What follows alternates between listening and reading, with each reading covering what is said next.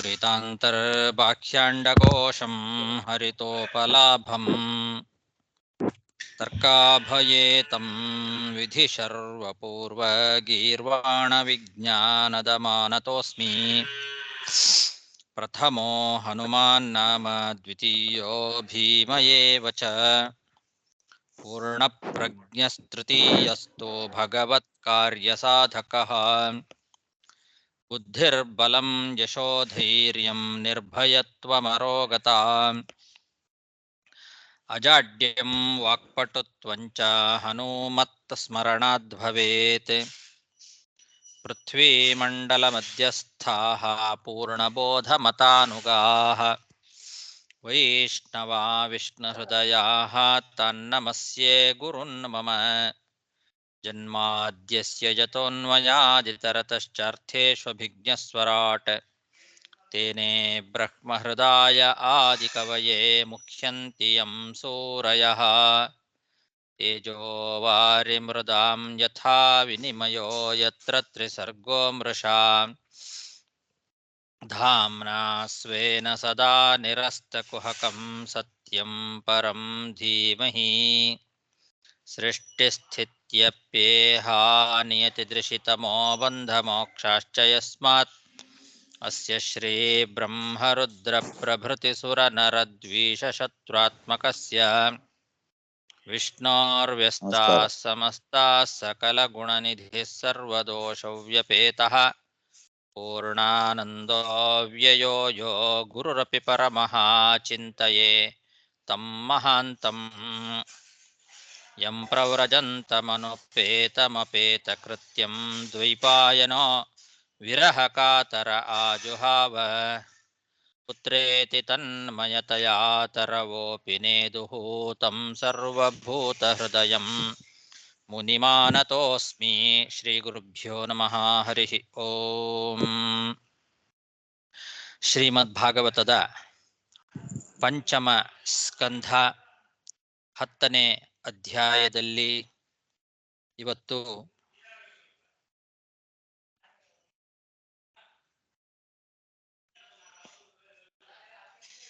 17ನೇ ಶ್ಲೋಕ.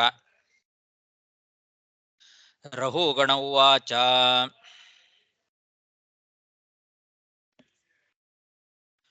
ಕಸ್ತ್ವಂ ನಿಗೂಢಶ್ಚರಸಿ ದ್ವಿಜಾನಾಂ ಬಿಭರ್ಷಿ ಸೂತ್ರಂ ಕತಮೋವಧೂತಃ ಕಸ್ಯಾಸಿ ಕುತ್ರತ್ಯ ಇಹಾಪಿ ಕಸ್ಮಾತ್ ಕ್ಷೇಮಾಯ ನಶ್ಚೇದಸಿ ನೋತ ಶುಕ್ಲಃ. ಭರತನ ಮಾತನ್ನ ಕೇಳಿದಂತಹ ರಹುಗಣ ಮಹಾರಾಜ ಕೂಡಲೇ ಪಲ್ಲಕ್ಕಿಯಿಂದ ಕೆಳಗೆ ಇಳಿದು ಆ ಭರತನಿಗೆ ಪಾದಗಳಿಗೆ ತಲೆಬಾಗಿ ನಮಸ್ಕಾರ ಮಾಡಿದ, ಕ್ಷಮೆಯನ್ನ ಕೇಳಿದ ಅಂತ ಹಿಂದೆ ನೋಡಿದ್ವಿ. ಆ ಭರತನಿಗೆ ಕ್ಷಮೆಯನ್ನ ಕೇಳಿ ಹೇಳ್ತಾ ಇದ್ದಾನೆ ಈ ಮಾತುಗಳನ್ನ. ಮಹಾತ್ಮ, ಬ್ರಾಹ್ಮಣ ಶ್ರೇಷ್ಠರಲ್ಲಿ ನೀನು ಯಾರು? ದ್ವಿಜಾನಾಂ ನಿಗೂಢಃ ಚರಸಿ ಕಹ ತ್ವಂ.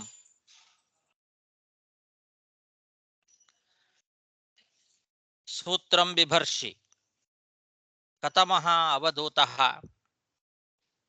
ನೀನು ಯಜ್ಞೋಪವೀತವನ್ನ ಧಾರಣೆ ಮಾಡಿದ್ದಿ, ಅವಧೂತ ವೇಷವನ್ನ ಧಾರಣೆ ಮಾಡಿದ್ದಿರೋದ್ರಿಂದ ಯಾವ ಆಗಿದ್ದಿ ನೀನು? ಕಸ್ಯಾಸಿ ಯಾರ ಮಗ? ಕುತ್ರತ್ಯಃ ಎಲ್ಲಿಂದ ಬಂದಿ? ಎಲ್ಲಿ ವಾಸ ಮಾಡ್ಕೊಂಡಿರೋದು? ಇಲ್ಲಿಗೆ ಯಾವ ಉದ್ದೇಶದಿಂದ ಬಂದಿದ್ದಿ? ಕಸ್ಮಾತ್ ಇಹ. ಹೀಗೆ ಆ ರಾಜ ಕೇಳ್ತಾ ಇದ್ದಾನೆ. ನಿಗೂಢಃ ಚರಸಿ, ನಿಗೂಢವಾಗಿ ಸಂಚಾರ ಮಾಡ್ತಾ ಇದ್ದಿ. ಬ್ರಾಹ್ಮಣರಲ್ಲಿ ಯಾರು ನೀನು? ಯಾವ ಬ್ರಾಹ್ಮಣ? ಯಜ್ಞೋಪವೀತ ಧಾರಣೆ ಮಾಡಿದ್ದಿ, ಅವಧೂತ ವೇಷವನ್ನು ಧಾರಣೆ ಮಾಡಿದ್ದಿ, ಯಾವ ಅವಧೂತನಾಗಿದ್ದಿ, ಯಾರ ಮಗ, ಎಲ್ಲಿ ವಾಸ ಮಾಡ್ತಾ ಇದ್ದಿ, ಇಲ್ಲಿಗೆ ಬಂದ ಉದ್ದೇಶ ಏನು? ಒಂದು ವೇಳೆ ನಮ್ಮ ಮೇಲೆ ಅನುಗ್ರಹ ಮಾಡಲಿಕ್ಕೆ ಬಂದಿರೋದಾದರೆ ಆ ಶುದ್ಧ ಕಪಿಲ ಮುನಿ ನೀನೇನ ಅಲ್ಲ ತಾನೆ ಅಂತ. ಯಾಕೆಂದ್ರೆ ಕಪಿಲ ಮುನಿಗಳ ಆಶ್ರಮಕ್ಕೆ ಅವರ ಉಪದೇಶವನ್ನ ಪಡೀಬೇಕು, ಅವರ ಅನುಗ್ರಹವನ್ನ ಪಡೀಬೇಕು ಅಂತ ಈ ರಾಜ ಹೊರಟಿದ್ದಾನೆ. ಹಾಗಾಗಿ ಒಂದು ವೇಳೆ ನಮಗೆ ಅನುಗ್ರಹ ಮಾಡಲಿಕ್ಕೆ ಆ ಕಪಿಲ ಮುನಿಯೇ ಈ ರೂಪದಿಂದ ಬಂದಿದ್ದಾನೋ ಏನೋ ಅನ್ನೋದು ಒಂದು ರೀತಿ ಅವನಿಗೆ ಸಂಶಯ ಬಂದಿದೆ. ಅದಕ್ಕೆ ನೋತ ಶುಕ್ಲ ಕ್ಷೇಮಾಯ ನಹ ಛೇದಸಿ ನೋತ ಶುಕ್ಲ, ನನ್ನ ಒಂದು ಮೇಲೆ ಅನುಗ್ರಹ ಮಾಡಲಿಕ್ಕೆ ಬಂದಿರತಕ್ಕಂತಹ ಆ ಶುದ್ಧನಾದ, ಶುಕ್ಲ ಅಂದ್ರೆ ಶುದ್ಧನಾದ ಆ ಕಪಿಲ ಮುನಿ ನೀನು ಅಲ್ಲ ತಾನೆ ಅಂತ.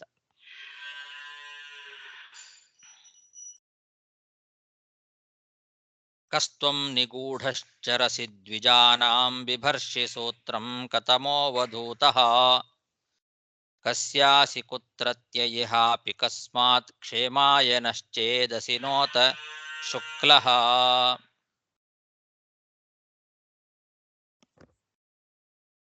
ನಾಹಂ ವಿಶಂಕೆ ಸುರರಾಜವಜ್ರಾನ್ನತ್ರ್ಯಕ್ಷಶೂಲಾನ್ನಯಮಸ್ಯ ದಂಡಾತ್ ನಾಗ್ನ್ಯರ್ಕ ಸೋಮಾನಿಲವಿತ್ತಪಾಸ್ತ್ರಾತ್ ಶಂಕೆ ಭೃಶಂ ಬ್ರಹ್ಮಕುಲಾವಮಾನಾತ್.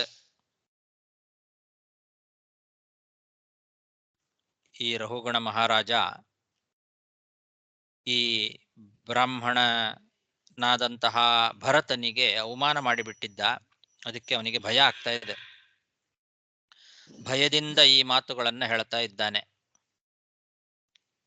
ನಾನು ದೇವೇಂದ್ರನ ವಜ್ರಾಯುಧಕ್ಕೂ ಕೂಡ ಭಯ ಪಡೋದಿಲ್ಲ. ರುದ್ರದೇವರ ಶೂಲಕ್ಕೂ ಕೂಡ ನಾನು ಭಯ ಪಡೋದಿಲ್ಲ. ಯಮನ ದಂಡಕ್ಕೂ ಕೂಡ ನಾನು ಹೆದರೋದಿಲ್ಲ. ಅಗ್ನಿ, ಸೂರ್ಯ, ಚಂದ್ರ, ವಾಯು, ಕುಬೇರ ಇವರುಗಳ ಯಾವ ಅಸ್ತ್ರಗಳಿಗೂ ನಾನು ಹೆದರೋದಿಲ್ಲ. ಆದರೆ ಬ್ರಾಹ್ಮಣ ಸಮೂಹದ ಅವಮಾನ ಮಾಡೋ ಒಂದು ಅಪರಾಧ ಏನಿದೆ ಅಲ್ಲ, ಆ ಅಪರಾಧಕ್ಕೆ ಮಾತ್ರ ನಾನು ಬಹಳ ಹೆದರ್ತೇನೆ ಅಂತ ಹೇಳ್ತಾ ಇದ್ದಾನೆ. ಬ್ರಾಹ್ಮಣ ಕುಲಕ್ಕೆ ಅವಮಾನ ಮಾಡೋದೇನಿದೆ ಅದರಂತ ದೊಡ್ಡ ಅಪರಾಧ ಮತ್ತೊಂದಿಲ್ಲ ಅನ್ನೋದು ಇದರಿಂದ ಗೊತ್ತಾಗ್ತಾ ಇದೆ. ಬ್ರಾಹ್ಮಣರಿಗೆ ಅವಮಾನವನ್ನ ಮಾಡಿಬಿಟ್ರೆ ಅದಕ್ಕಿಂತ ದೊಡ್ಡ ಅಪರಾಧ ಯಾವುದೂ ಇಲ್ಲ.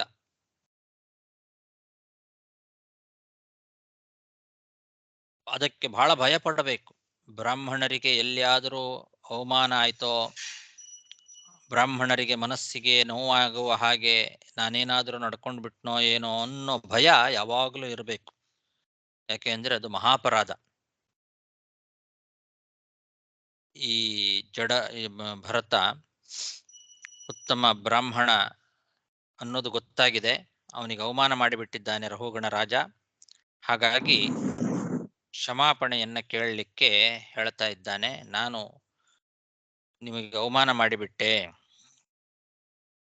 ಬ್ರಹ್ಮಕುಲಾವಮಾನಾತ್ ಭೃಶಂ ಶಂಕೆ. ಬ್ರಹ್ಮಕುಲದ ಅವಮಾನ ಅನ್ನೋ ಅಪರಾಧ ಏನಿದೆ ಅದಕ್ಕೆ ನಾನು ಬಹಳ ಹೆದರ್ತೇನೆ.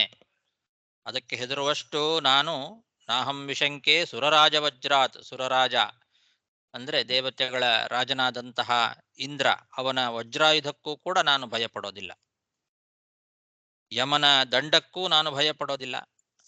ತ್ರ್ಯಕ್ಷ ಶೂಲ, ತ್ರ್ಯಕ್ಷ ಅಂದ್ರೆ ಮೂರು ಕಣ್ಣಿನವನು ರುದ್ರ, ಅವನ ಶೂಲ ಎಂಬ ಆಯುಧಕ್ಕೂ ನಾನು ಭಯ ಪಡೋದಿಲ್ಲ.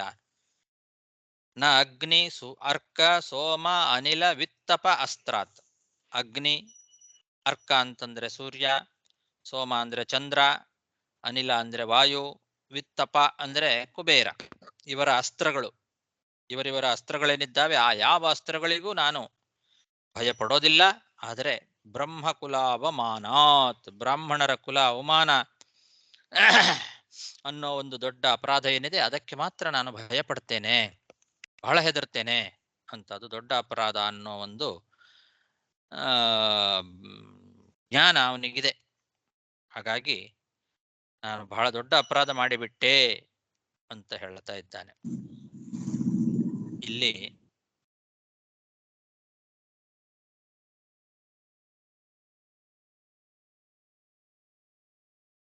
ನಾಹಂ ವಿಶಂಕೆ ಸುರರಾಜವಜ್ರಾನ್ನತ್ರ್ಯಕ್ಷಶೂಲಾನ್ನಯಮಸ್ಯ ದಂಡಾತ್ ನಾಗ್ನ್ಯರ್ಕ ಸೋಮಾನಿಲವಿತ್ತಪಾಸ್ತ್ರಾತ್ ಶಂಕೆ ಭೃಶಂ ಬ್ರಹ್ಮಕುಲಾವಮಾನಾತ್ ತದ್ಬ್ರೂಹ್ಯ ಸಂಗೋ ಜಡವನ್ನಿಗೂಢ ವಿಜ್ಞಾನವೀರ್ಯೋ ವಿಚರಸ್ಯ ಪಾರಃ ವಚಾಂಸಿ ಯೋಗಗ್ರಥಿತಾನಿ ಸಾಧೋ ನ ಕ್ಷಮಂತೆ ಮನಸಾ ವಿಭೇತ್ತುಂ.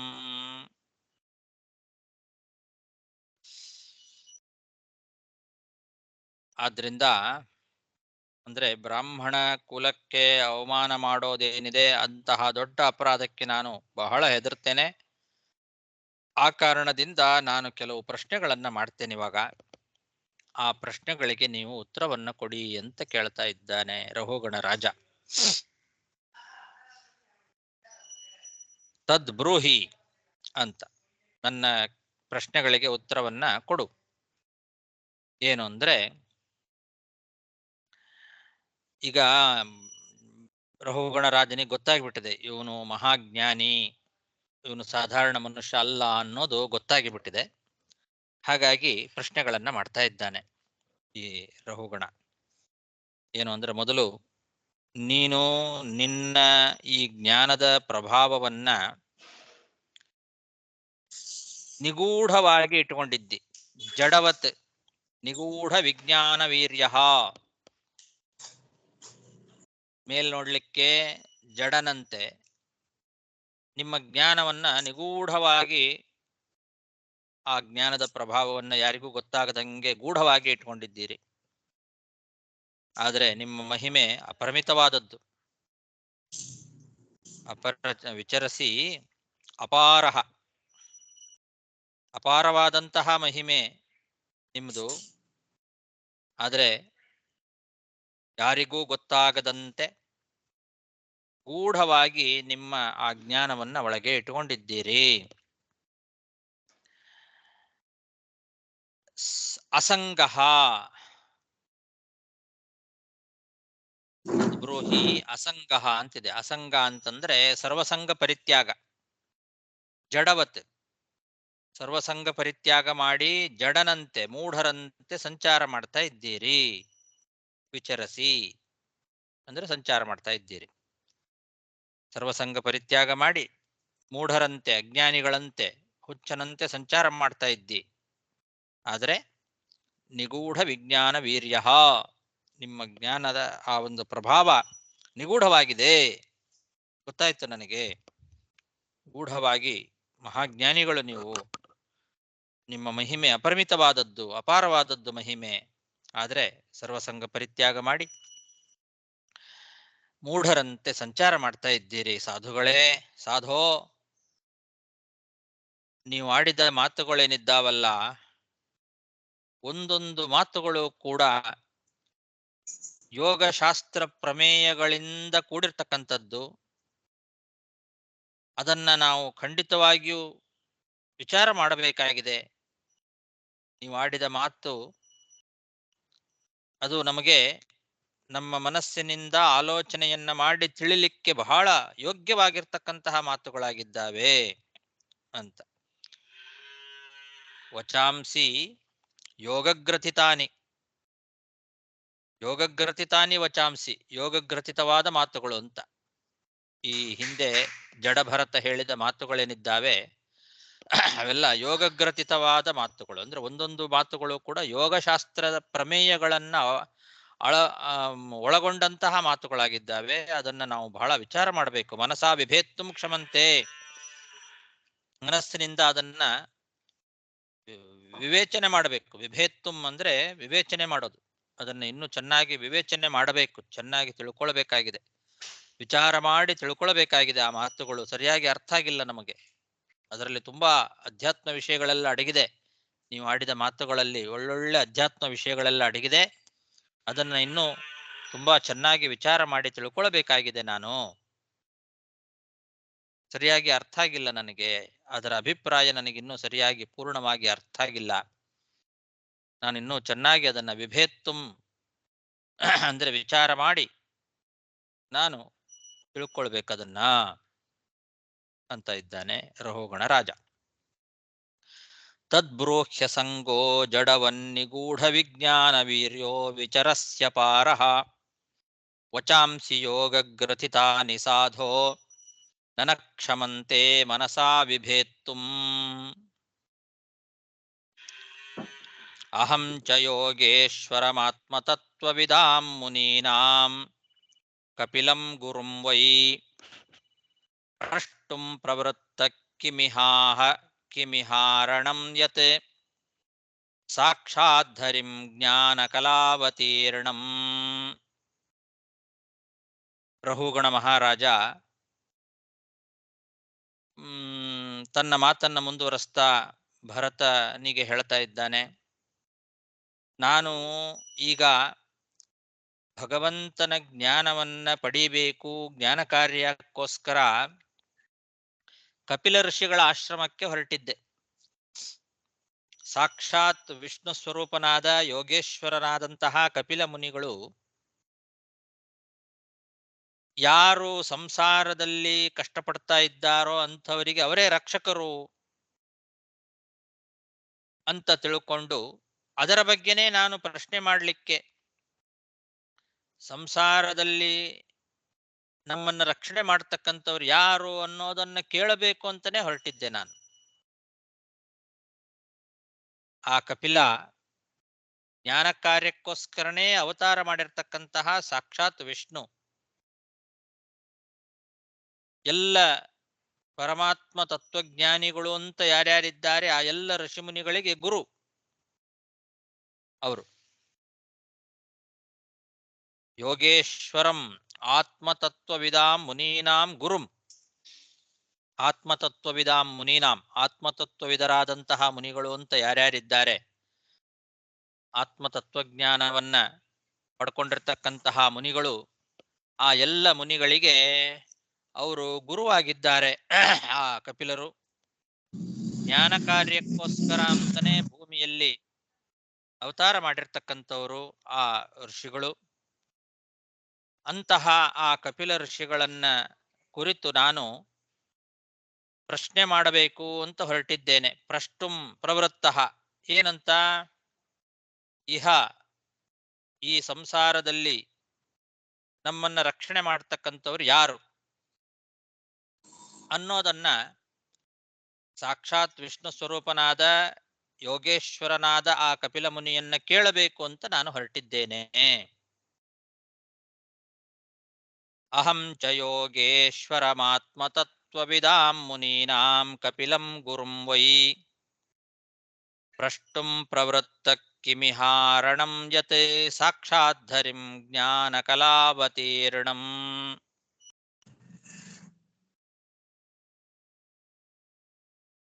ಸ ವೈ ಭವಾನ್ ಲೋಕನಿರೀಕ್ಷಣಾರ್ಥಂ ಅವ್ಯಕ್ತಲಿಂಗೋ ವಿಚರತ್ಯಪಿ ಸ್ವಿತ್ ಯೋಗೇಶ್ವರಾಣಾಂ ಗತಿಮಂಧಬುದ್ಧಿಃ ಕಥಂ ವಿಚಕ್ಷೀತ ಗೃಹಾನುಬದ್ಧಃ.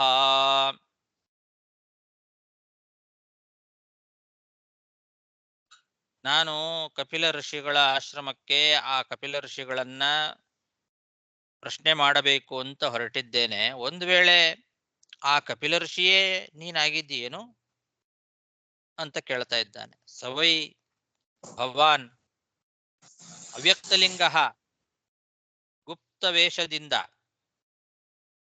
ತಿರುಗ್ತಾ ಇದ್ದೀಯೇನು, ಸಜ್ಜನರು ಯಾರು ದುಷ್ಟರು ಯಾರು ಅನ್ನೋದನ್ನ ಪರೀಕ್ಷೆ ಮಾಡಲಿಕ್ಕೆ ಈ ರೀತಿ ಒಂದು ಅವಧೂತ ವೇಷದಿಂದ ಯಾರಿಗೂ ಗೊತ್ತಾಗದಂತೆ ಗುಪ್ತವಾದ ವೇಷವನ್ನ, ಅವ್ಯಕ್ತಲಿಂಗ ಗೋಪ್ಯವಾದ ವೇಷವನ್ನ ಧಾರಣೆ ಮಾಡಿ ಆ ಕಪಿಲಮುನಿಯಾದ ನೀವೇ ಈ ರೀತಿ ತಿರುಗ್ತಾ ಇದ್ದೀರೇನು ಅಂತ ಕೇಳ್ತಾನೆ. ವಿಚರತ್ಯಪಿ ಸ್ವಿತ್, ಸ್ವಿತ್ ಅಂತನ್ನೋದು ಪ್ರಶ್ನಾರ್ಥಕ. ಯಾಕೆ ಹಂಗ ಓದಿರ್ತದ ಅದನ್ನ ಬಿಚ್ ಅಂತ ಹೇಳ ಕರ.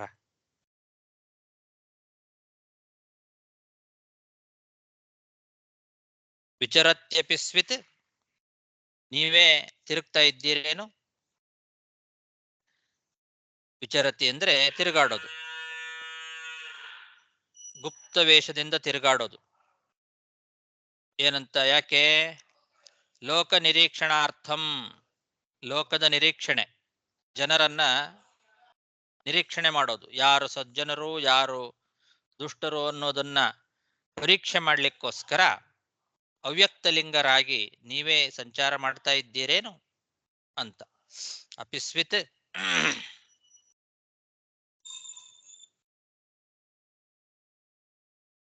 ಇಲ್ಲಿ ಲೋಕ ನಿರೀಕ್ಷಣಾರ್ಥಂ ಅಂತ ಇದೆ. ಲೋಕ ನಿರೀಕ್ಷಣೆ ಮಾಡೋದು ಅಂತ. ಲೋಕ ನಿರೀಕ್ಷಣೆ ಮಾಡೋದು ಅಂದ್ರೆ ಏನು? ಜನರನ್ನ ನಿರೀಕ್ಷಣೆ ಮಾಡೋದು ಅಂದ್ರೆ ಅದಕ್ಕೆ ಬರಿತಾ ಇದ್ದಾರೆ ವ್ಯಾಖ್ಯಾನದಲ್ಲಿ, ಸಾಧು ಜನ ಪರೀಕ್ಷಣಾರ್ಥಂ ಅಂತ. ಸಾಧು ಮತ್ತು ಅಸಾಧು ಎಂಬ ಜನರನ್ನ ಪರೀಕ್ಷಣೆ ಮಾಡೋದು, ಯಾರು ಸಾಧುಗಳು ಯಾರು ಅಸಾಧುಗಳು ಅಂತ ಆ ಪರೀಕ್ಷೆಗೋಸ್ಕರ ಅವ್ಯಕ್ತಲಿಂಗೋ ಭೂತ್ವ ವಿಚರತ್ಯಪಿ ಸ್ವಿತ್ ಕಿಂ, ಅವ್ಯಕ್ತಲಿಂಗರಾಗಿ ಅಂದ್ರೆ ಗುಪ್ತ ವೇಷದಿಂದ ಆ ಕಪಿಲ ಮುನಿಯೇ ನೀವು ಸಂಚಾರ ಮಾಡ್ತಾ ಇದ್ದೀರೇನು. ನಾನು ಅಲ್ಪಬುದ್ಧಿಯವನು, ಅಂಧಬುದ್ಧಿ, ಯೋಗೇಶ್ವರಾಣಂ ಗತಿಂ ಕಥಂ ವಿಚಕ್ಷೀತ, ಯೋಗೇಶ್ವರರ ಸ್ಥಿತಿ ಹೇಗಿರುತ್ತೆ ಅನ್ನೋದು ನಾನು ಹೇಗೆ ತಿಳಿಲಿ. ನಾನು ಗೃಹಾನುಬದ್ಧ, ಈ ಸಂಸಾರದಲ್ಲೇ ಆಸಕ್ತನಾಗಿರ್ತಕ್ಕಂಥವನು, ಅಂಧಬುದ್ಧಿ ನಾನು. ಸಂಸಾರದಲ್ಲಿ ಆಸಕ್ತನಾದ ಮಂದಬುದ್ಧಿಯಾದ ನನಗೆ ನಿಮ್ಮ ಈ ಒಂದು ಸ್ಥಿತಿ ನನಗೆ ಅರ್ಥ ಆಗೋದಿಲ್ಲ. ಹೇಗೆ ಗೊತ್ತಾಗ್ಲಿ, ಹೇಗೆ ತಿಳ್ಕೊಳ್ಳಿ ನಾನು? ಕಥಂ ವಿಚಕ್ಷಿತ, ನೀವು ಈ ರೀತಿ ಗುಪ್ತ ವೇಷದಿಂದ ಸಂಚಾರ ಮಾಡಿದ್ರೆ ನನಗೆ ಹೇಗೆ ಗೊತ್ತಾಗತ್ತೆ ನೀವು ಯಾರು ಅನ್ನೋದನ್ನ ನಾನು ಹೇಗೆ ಕಂಡಿಡಿಲಿ ಅಂತ ಕೇಳ್ತಾನೆ. ಯೋಗೇಶ್ವರರ ಗತಿ ಅನ್ನೋದು ಗೃಹಾನುಬದ್ಧರಿಗೆ ಗೊತ್ತಾಗೋದಿಲ್ಲ. ಸಂಸಾರದಲ್ಲೇ ಮುಳುಗಿರ್ತಕ್ಕಂಥವರಿಗೆ ಯೋಗೇಶ್ವರರು ಯಾವ ರೀತಿ ಇರ್ತಾರೆ ಅನ್ನೋದು ಅರ್ಥ ಆಗೋದಿಲ್ಲ. ಯೋಗೇಶ್ವರರು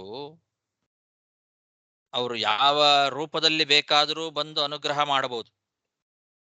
ಯಾವಾಗ ಯಾವ ರೂಪದಲ್ಲಿ ಬಂದು ಯಾರನ್ನ ಅನುಗ್ರಹ ಮಾಡ್ತಾರೆ ಅಂತನ್ನೋದು ಗೊತ್ತೇ ಆಗೋದಿಲ್ಲ.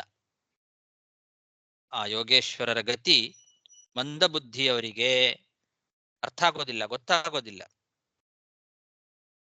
ನಾನು ಗೃಹಾನುಬದ್ಧ ಅಂಧಬುದ್ಧಿ, ಮನೆಯಲ್ಲೇ ಅಂದ್ರೆ ಸಂಸಾರದಲ್ಲೇ ನಾನು ಆಸಕ್ತನಾಗಿ ಬಿಟ್ಟಿದ್ದೇನೆ, ಅಂಧಬುದ್ಧಿ ನಾನು, ಅಲ್ಪಬುದ್ಧಿ ಉಳ್ಳವನು. ಅಂತಹ ನನಗೆ ನಿಮ್ಮಂತಹ ಯೋಗೇಶ್ವರರ ಒಂದು ಗತಿ ಅರ್ಥ ಆಗೋದಿಲ್ಲ. ನಾನು ಹೇಗೆ ಅರ್ಥ ಮಾಡ್ಕೊಳ್ಳಿ, ಹೇಗೆ ತಿಳ್ಕೊಳ್ಳಿ?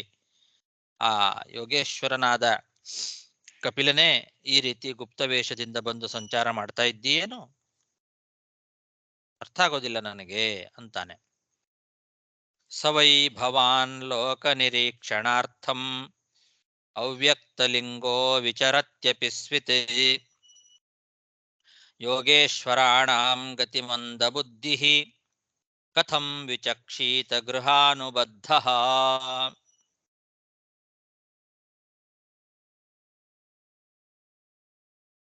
ದುಷ್ಟಶ್ರಮ ಕರ್ಮತ ಆತ್ಮನೋ ವೈ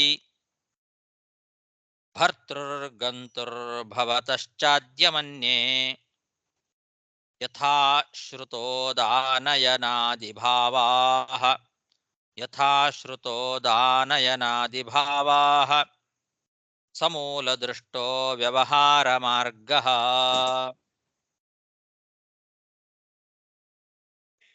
ಇಷ್ಟು ಹೇಳಿ ಆ ರಹುಗಣ ರಾಜ ಇನ್ನು ಮುಂದೆ ಪ್ರಶ್ನೆ ಮಾಡ್ತಾ ಇದ್ದಾನೆ. ನನ್ನ ಪ್ರಶ್ನೆ ಇದು, ಹಿಂದೆ ಹೇಳಿದ್ನಲ್ಲ, ನಾನು ಕೆಲವು ಪ್ರಶ್ನೆಗಳನ್ನ ಮಾಡ್ತೇನೆ, ಅದಕ್ಕೆ ಉತ್ತರವನ್ನ ಕೊಡು ಅಂತ ಕೇಳಿದ್ದ. ಆ ಪ್ರಶ್ನೆಗಳನ್ನ ಈಗ ಈ ಶ್ಲೋಕದಿಂದ ಮಾಡ್ತಾ ಇದ್ದಾನೆ. ಮೊದಲನೇ ಪ್ರಶ್ನೆ ಏನು ಅಂದ್ರೆ,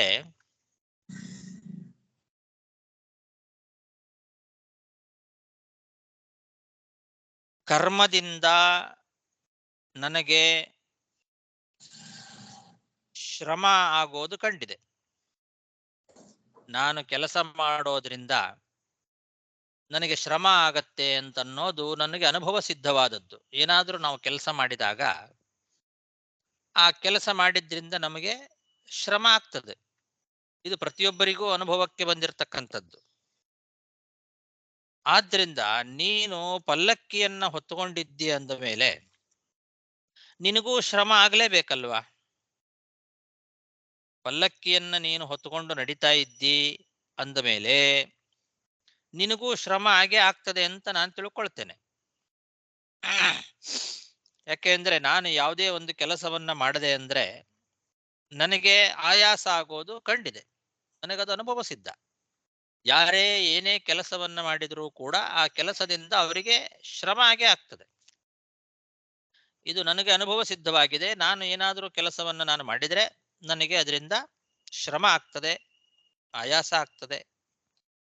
ಹಾಗಾಗಿ ನೀನು ಈ ಪಲ್ಲಕ್ಕಿಯನ್ನ ಹೊತ್ತುಕೊಂಡು ನಡೀತಾ ಇದ್ದಿ ಅಂದ ಮೇಲೆ ಅದರಿಂದ ನಿನಗೂ ಶ್ರಮ ಆಗೇ ಆಗ್ತದೆ ಅಂತ ನಾನು ಊಹಿಸ್ತೇನೆ. ಹಾಗೆ ವೇದ ವಿಹಿತವಾದ ಕರ್ಮಗಳನ್ನ ನಾವು ಆಚರಣೆ ಮಾಡಬೇಕು ಅನ್ನೋದು ಸರಿ. ಯಾವುದು ವೇದ ವಿಹಿತವಾಗಿರ್ತಕ್ಕಂತಹ ವಿಧಿ ನಿಷೇಧಗಳಿದ್ದಾವಲ್ಲ ಅದನ್ನು ನಾವು ಪ್ರತಿಯೊಬ್ಬರೂ ಆಚರಣೆ ಮಾಡಲೇಬೇಕು. ಇಲ್ಲದೆ ಇದ್ರೆ ವೇದವೇ ಸುಳ್ಳು ಅಂತಾಗಿಬಿಡತ್ತೆ. ವೇದದಲ್ಲಿ ಇಂಥದ್ದನ್ನ ಮಾಡಬೇಕು, ಇಂಥದ್ದನ್ನ ಮಾಡಬಾರದು ಅಂತ ಕೆಲವು ವಿಧಿ, ಕೆಲವು ನಿಷೇಧಗಳನ್ನ ಮಾಡಿದ್ದಾರೆ. ಅದನ್ನು ನಾವು ಒಪ್ಪಲೇಬೇಕು. ಅಲ್ಲಿ ಏನು ಹೇಳಿದ್ದಾರೋ ಇಂಥದ್ದು ಮಾಡ್ರಿ ಅಂತ ಅದನ್ನು ಮಾಡಲೇಬೇಕು. ಯಾವುದನ್ನ ಮಾಡಬೇಡಿ ಅಂತ ನಿಷೇಧ ಮಾಡಿರ್ತಾರೋ ಅಂಥದ್ದನ್ನು ನಾವು ಮಾಡಬಾರದು. ಒಂದು ವೇಳೆ ಮಾಡಿದರೆ ಅದರಿಂದ ನಮಗೇನಾದರೂ ತೊಂದರೆಗಳು ಆಗಲೇಬೇಕು. ಅದನ್ನು ನಾವು ಒಪ್ಪಲೇಬೇಕು. ವೇದ ಅಂತನ್ನೋದು ಏನು ಹೇಳ್ತಾ ಇದೆ ಅದನ್ನು ನಾವು ಒಪ್ಪಲೇಬೇಕು, ಆಚರಣೆ ಮಾಡಲೇಬೇಕು. ಇಲ್ಲದೇ ಇದ್ರೆ ವೇದ ಸುಳ್ಳಾಗ್ತದೆ. ಹಾಗಾಗಿ ನನ್ನ ಪ್ರಶ್ನೆ ಏನು ಅಂದ್ರೆ, ಲೌಕಿಕವಾದ ವೈದಿಕವಾದ ವ್ಯವಹಾರ ಸಿದ್ಧವಾಗಿರ್ತಕ್ಕಂತಹ ಈ ಜೀವ ಕರ್ತೃತ್ವ, ಜೀವನಲ್ಲಿ ಕರ್ತೃತ್ವ ಅಂತನ್ನೋದು ಯುಕ್ತಿಯುಕ್ತವಾಗಿದೆ, ಅನುಭವ ಸಿದ್ಧವಾಗಿದೆ. ಪ್ರತಿಯೊಬ್ಬ ಜೀವರು ಕೂಡ ಕರ್ಮವನ್ನ ಮಾಡಲೇಬೇಕು, ಮಾಡ್ತಾ ಇದ್ದಾರೆ, ಮಾಡಬೇಕು ಅಂತ ವೇದ ಹೇಳುತ್ತದೆ. ಪ್ರತಿಯೊಬ್ಬರು ಆ ರೀತಿ ವೇದದಲ್ಲಿ ಹೇಳಿದ ರೀತಿಯಾದ ಲೌಕಿಕ ವೈದಿಕ ವ್ಯವಹಾರಗಳು ಮಾಡ್ತಾ ಇದ್ದಾರೆ. ಮಾಡೋದ್ರಿಂದ ಅವರಲ್ಲಿ ಕರ್ತೃತ್ವ ಇದೆ ಅನ್ನೋದು ಪ್ರತಿಯೊಬ್ಬರಿಗೂ ಅನುಭವ ಸಿದ್ಧ. ಎಲ್ರಿಗೂ ಕರ್ತೃತ್ವ ಅನ್ನೋದು ಇದ್ದೇ ಇದೆ. ಆದ್ರೆ ನೀನು ಹೇಳ್ತಾ ಇದ್ದಿ, ಭಾರ ಹೊರೋನು ನಾನಲ್ಲ, ಈ ದಾರಿಯಲ್ಲಿ ನಡೀತಾ ಇರೋನು ನಾನಲ್ಲ ಅಂತ ಹೇಳ್ತಾ ಇದ್ದಿ. ನಾನು ಈ ಪಲ್ಲಕ್ಕಿಯನ್ನು ಹೊತ್ತುಕೊಂಡವನು ನಾನಲ್ಲ, ಆ ಪಲ್ಲಕ್ಕಿಯನ್ನು ಹೊತ್ತುಕೊಂಡು ಈ ದಾರಿಯಲ್ಲಿ ನಡೀತಾ ಇರೋನು ನಾನಲ್ಲ ಅಂತ ಹೇಳ್ತಾ ಇದ್ದಿ. ಇದು ಹೇಗೆ ಅಂತ. ಇದು ಎರಡನೇ ಪ್ರಶ್ನೆ. ಜೀವಕರ್ತೃತ್ವ ಇದೆಯೋ ಇಲ್ವೋ? ಜೀವನಿಗೆ ಕರ್ತೃತ್ವ ಅಂತ ಅನ್ನೋದು ಇದೆಯೋ ಇಲ್ವೋ? ನಿನ್ನ ಮಾತು ಕೇಳಿದ್ರೆ ಜೀವನಿಗೆ ಕರ್ತೃತ್ವನೇ ಇಲ್ಲ ಅಂತ ಹೇಳಿದಂತೆ ಕಾಣಿಸ್ತಾ ಇದೆ. ನಾನಲ್ಲ, ಈ ಪಲ್ಲಕ್ಕಿಯನ್ನು ಹೊತ್ತುಕೊಂಡು ನಡೀತಾ ಇರೋನು ನಾನಲ್ಲ ಅಂತ ಹೇಳ್ತಾ ಇದ್ದೀನಿ ನೀನು.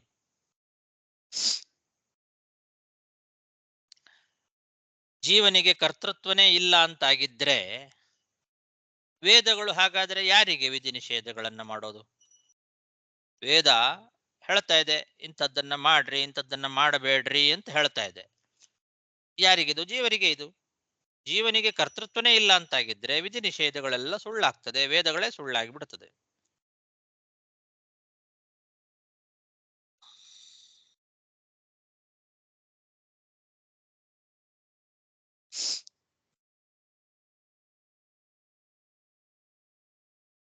ಹಾಗಾಗಿ ವೇದದಲ್ಲಿ ಹೇಳಿದ ರೀತಿಯಲ್ಲಿ ವಿಧಿ ನಿಷೇಧಗಳೇನಿದ್ದಾವೆ ಅದನ್ನ ಪ್ರತಿಯೊಬ್ಬ ಜೀವರು ಅನುಸರಣೆ ಮಾಡಲೇಬೇಕು, ಆ ಕರ್ಮಗಳನ್ನು ಮಾಡಲೇಬೇಕು. ಮಾಡಬೇಕು ಅಂತಾದ್ರೆ ಜೀವನಿಗೆ ಕರ್ತೃತ್ವ ಇದೆ ಅಂತ ಅನ್ನೋದು ಸಿದ್ಧ, ಒಪ್ಕೊಳ್ಳೇಬೇಕು. ಜೀವನಿಗೆ ವೇದದಲ್ಲಿ ಹೇಳಿರ್ತಕ್ಕಂತಹ ಕರ್ಮಗಳು ವಿಹಿತ ಅಂದ ಮೇಲೆ ಜೀವನಿಗೆ ಕರ್ತೃತ್ವ ಇದೆ ಅಂತ ಸಿದ್ಧ. ಈಗ ನೀನು ಹೇಳೋದು ನೋಡಿದ್ರೆ ಪಲ್ಲಕ್ಕಿ ಹೊತ್ತುಕೊಂಡವನು ನಾನಲ್ಲ, ಹೊತ್ತುಕೊಂಡು ನಡೀತಾ ಇರೋನು ನಾನಲ್ಲ ಅಂತ ಇದ್ದಿ. ಇದು ಹೇಗೆ ಸಾಧ್ಯ? ಏನಿದಕ್ಕೆ ಅರ್ಥ? ನನಗೆ ಸರಿಯಾಗಿ ಅರ್ಥ ಆಗಿಲ್ಲ, ಇದನ್ನು ಬಿಡಿಸಿ ಹೇಳ್ರಿ ನನಗೆ ಅಂತ. ಎರಡು ಪ್ರಶ್ನೆ. ಪಲ್ಲಕ್ಕಿಯನ್ನು ಹೊರುವಾಗ ಶ್ರಮ ಆಗಲೇಬೇಕು ಪ್ರತಿಯೊಬ್ಬರಿಗೂ ಕೂಡ. ಕೆಲಸ ಮಾಡಿದಾಗ ಅದರಿಂದ ಒಂದು ಆಯಾಸ ಅಂತ ಅನ್ನೋದು ಹಾಗೆ ಆಗ್ತದೆ. ಹಾಗಾಗಿ ನಿನಗೂ ಆಯಾಸ ಆಗಿರ್ಲೇಬೇಕು. ಮತ್ತು ಈ ರೀತಿ ಮಾಡೋದ್ರಿಂದ ಕರ್ತೃತ್ವ ಇದೆ ಅಂತ ಗೊತ್ತಾಗ್ತದೆ. ಇಲ್ಲದಿದ್ರೆ ವೇದಕ್ಕೆ ಅಪ್ರಾಮಾಣ್ಯ ಬರ್ತದೆ ಅಂತ. ಅಲ್ಲಿಗೆ ಅದು ಅನ್ವಯ. ವೇದವೇ ಅಪ್ರಮಾಣ ಅಂತ ಆಗ್ಬಿಡ್ತದೆ. ಶ್ರುತಿಯಲ್ಲಿ ಹೇಳಿದ ಕರ್ಮಗಳು ಜೀವನಿಗೆ ಅಲ್ಲ, ಜೀವನಿಗೆ ಕರ್ತೃತ್ವನೇ ಇಲ್ಲ ಅಂತ ಆಗಿಬಿಟ್ರೆ ಮತ್ತೆ ಶ್ರುತಿ ಯಾರಿಗೆ ಹೇಳೋದು? ಅದನ್ನು ಮಾಡ್ರಿ ಇದನ್ನು ಮಾಡಬೇಡ್ರಿ ಅಂತ ಹೇಳೋದು ಯಾರಿಗೆ? ಜೀವನಿಗೆ ತಾನೇ. ಜೀವನಿಗೆ ಕರ್ತೃತ್ವನೇ ಇಲ್ಲ ಅಂದಮೇಲೆ ವೇದ ಹೇಳೋದೆಲ್ಲ ಸುಳ್ಳಾಯ್ತು. ಹಾಗಾದ್ರೆ ವೇದಕ್ಕೆ ಅಪ್ರಾಮಾಣ್ಯ ಬರ್ತದೆ. ಅದಕ್ಕೋಸ್ಕರ ವೇದಕ್ಕೆ ಅಪ್ರಾಮಾಣ್ಯ ಬರಬಾರದು ಅಂತಾದ್ರೆ ವೇದ ವಿಹಿತವಾದ ಕರ್ಮಗಳು ಜೀವನಿಗೆ ಅಂತ ಒಪ್ಪಿಕೊಳ್ಳೇಬೇಕು. ಜೀವನಿಗೆ ಅದು ವಿಹಿತ, ಹಾಗಾಗಿ ಜೀವನಿಗೆ ಕರ್ತೃತ್ವ ಇದೆ ಅಂತ ಸಿದ್ಧ. ಹೀಗಿರುವಾಗ ನಾನು ಪಲ್ಲಕ್ಕಿಯನ್ನು ಹೊತ್ತುಕೊಂಡೇ ಇಲ್ಲ, ಪಲ್ಲಕ್ಕಿಯನ್ನು ಹೊತ್ತುಕೊಂಡವನು ನಾನಲ್ಲ, ಹೊತ್ತುಕೊಂಡು ನಡೀತಾ ಇರೋನು ನಾನಲ್ಲ ಅನ್ನೋ ಮಾತಿಗೇನರ್ಥ?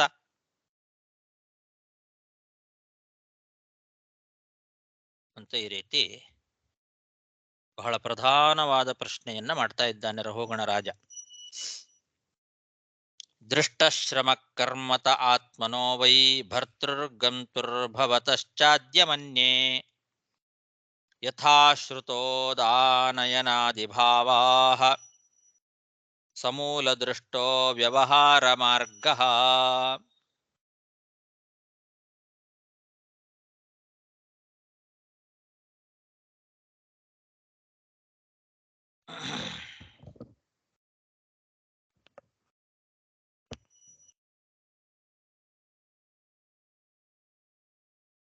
ಸ್ಥಾಲ್ಯಗ್ನಿತಾಪಾತ್ ಪಯಸೋ ಹಿತಾಪಃ ತತ್ತಾಪತಸ್ತಂಡುಲಗರ್ಭರಂಧಿಃ ದೇಹೇಂದ್ರಿಯಾಸ್ವಾಶಯ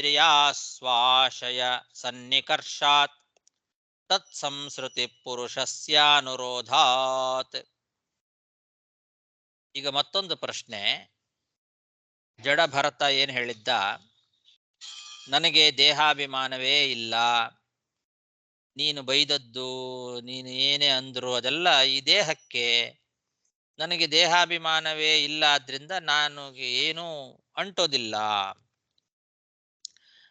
ನನ್ನ ಮನಸ್ಸಿನ ಮೇಲೆ ಇದು ಯಾವುದು ಪರಿಣಾಮ ಬೀಳೋದಿಲ್ಲ ಅಂತ ಹೇಳಿದ್ದ. ಅದರ ಮೇಲೆ ಪ್ರಶ್ನೆ ಇವಾಗ. ಅದನ್ನು ವಿಚಾರ ಮಾಡಬೇಕಾಗಿದೆ ಅಂತಾನೆ ರಾಜ. ದೇಹದ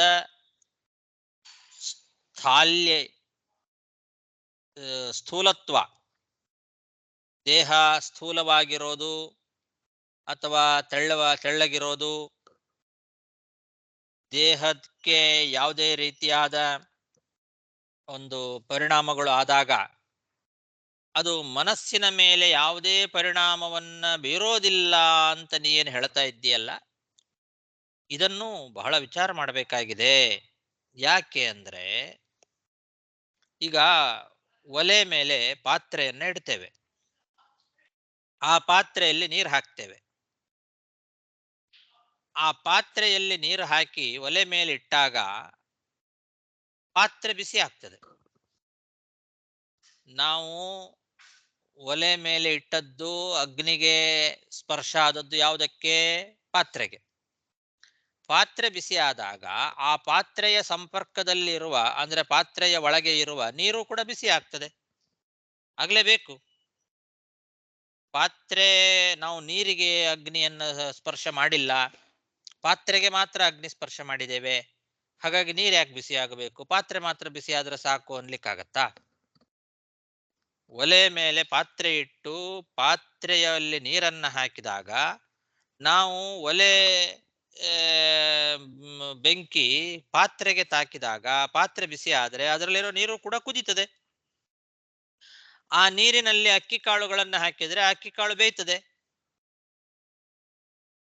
ಅಕ್ಕಿ ಕಾಳುಗಳಿಗೇನು ನಾವು ಅಗ್ನಿ ಸ್ಪರ್ಶ ಮಾಡಿಲ್ಲ. ಒಲೆ ಮೇಲಿಟ್ಟದ್ದು ಪಾತ್ರೆ, ಪಾತ್ರೆ ಬಿಸಿ ಆದಾಗ ಪಾತ್ರೆ ಒಳಗಿರೋ ನೀರು ಬಿಸಿ ಆಗ್ತದೆ, ಕುದೀತದೆ, ನೀರಿನೊಳಗೆ ಹಾಕಿರ್ತಕ್ಕಂಥ ಅಕ್ಕಿಯೂ ಕೂಡ ಬೇಯ್ತದೆ. ಎಲ್ರಿಗೂ ಅನುಭವ ಸಿದ್ಧವಾಗಿದೆ. ಹಾಗೆ ಈ ದೇಹದೊಳಗೆ ಇರತಕ್ಕಂತಹ ಇಂದ್ರಿಯಗಳು, ಪ್ರಾಣ, ಅಂತಃಕರಣ ಇವುಗಳ ಎಲ್ಲದರ ಸಂಬಂಧ ಜೀವನಿಗೆ ಇದೆ. ಜೀವನಿಗೆ ಈ ದೇಹ ಮೊದಲಾದವುಗಳ ಸ್ಥೂಲತ್ವ ಮೊದಲಾದವುಗಳು ಅವನ ಮನಸ್ಸಿಗೆ ಕ್ಷೋಭವನ್ನ ಉಂಟು ಮಾಡಲೇಬೇಕಲ್ವಾ? ದೇಹಕ್ಕೇನಾದರೂ ಪರಿಣಾಮ ಆದಾಗ ದೇಹದ ಮೇಲೆ ಆಗುವ ಪರಿಣಾಮ ದೇಹದ ಒಳಗೆ ಇರುವ ಜೀವನಿಗೆ, ಇಂದ್ರಿಯ, ಪ್ರಾಣ, ಅಂತಃಕರಣಗಳಿಗೆ ಅದು ಪರಿಣಾಮ ಆಗಲೇಬೇಕು. ಹೇಗೆ ಪಾತ್ರೆ ಒಲೆ ಮೇಲಿಟ್ಟಂತಹ ಪಾತ್ರೆ ಬಿಸಿಯಾದಾಗ ಪಾತ್ರೆ ಒಳಗಿರೋ ನೀರು ಕುದೀತದೆ, ಅಕ್ಕಿ ಕಾಳುಗಳು ಬೇಯ್ತದೋ, ಹಾಗೆ ಈ ದೇಹಕ್ಕೇನಾದರೂ ಉಂಟಾದಾಗ, ಪರಿಣಾಮ ಆದಾಗ, ದೇಹಕ್ಕೇನಾದರೂ ವ್ಯತ್ಯಾಸಗಳು ಆದಾಗ ದೇಹದ ಒಳಗಿರುವ ಜೀವನಿಗೂ ಕೂಡ ಆಗಲೇಬೇಕು. ದೇಹೇಂದ್ರಿಯ, ದೇಹದ ಒಳಗೆ ಇಂದ್ರಿಯ, ಪ್ರಾಣ,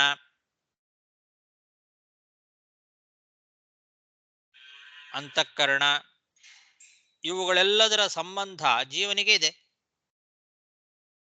ಇವುಗಳ ಸನ್ನಿಕರ್ಷಾತ್ ತತ್ ಸಂಸ್ಕೃತಿ ಪುರುಷಸ್ಯ ಅನುರೋಧಾತ್, ಪುರುಷನಿಗೆ, ಆ ಜೀವನಿಗೆ ಅವನ ಯೋಗ್ಯತೆ, ಪೂರ್ವಕರ್ಮ ಅವುಗಳ ಅನುಸಾರವಾಗಿ ಆ ಜೀವನಿಗೆ ಚಿತ್ತಕ್ಷೋಭ ಮೊದಲಾದವುಗಳೇನು ಉಂಟಾಗ್ತದಲ್ಲ ಅದೇ ಸಂಸಾರ. ತತ್ ಸಂಸ್ಕೃತಿ, ಇದನ್ನೇ ಸಂಸಾರ ಅಂತ ಕರೆಯೋದು. ಹಾಗಾಗಿ ದೇಹಕ್ಕೆ ಸಂಬಂಧವೇ ಇಲ್ಲ. ಇದು ದೇಹ ಏನಾದರೂ ಮನಸ್ಸಿಗೆ, ಜೀವನಿಗೆ ಅದರಿಂದ ಏನೂ ಆಗೋದಿಲ್ಲ ಅಂತೇನಿಲ್ಲ.